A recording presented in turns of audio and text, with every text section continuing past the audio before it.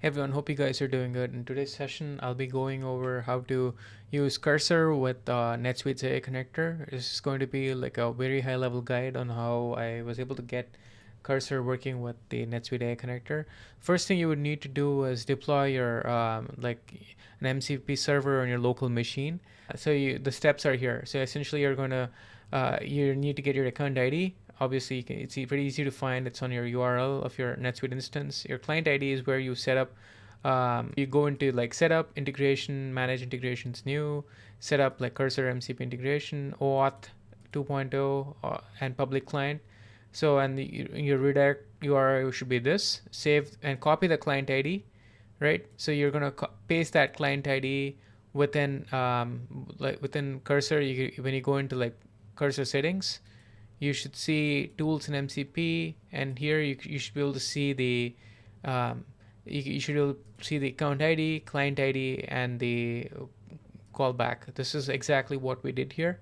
So once this is set up, right, I'm going to do, you would need to first authenticate. It takes you up to a browser. Being said, right, so once we have this, I'm going to show you a quick demo of like what we could do with this tool. So I'm going to ask you to list all the MCP tools.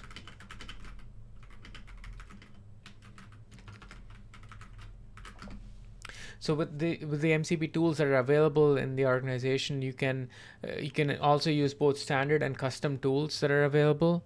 So this will allow you to like run different reports, get different like save searches run, update records, create new journal entries, reverse journal entries, so on and so forth. I've built a custom tool for file cabinet that allows me to like get files from the machine and analyze it, like any CSV files or like any PDFs.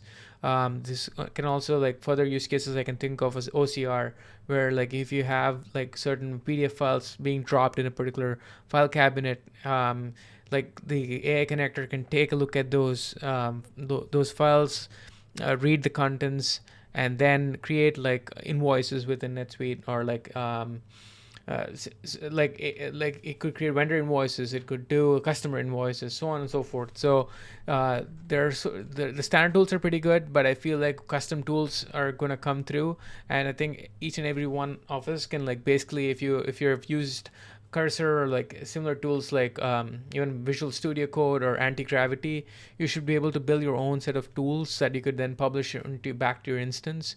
Obviously, make sure your permissions are well established within NetSuite. It's still relatively new, so segregation of duties is something that I would be mindful of. Not give like full access to this role, but keep it limited to what you want the tool to do. And like all of the instructions I've pasted it in the description below. For a full guide, I've also like put it in the description if you want to purchase it. Feel free to reach out to us with any questions you have. Okay, thank you all.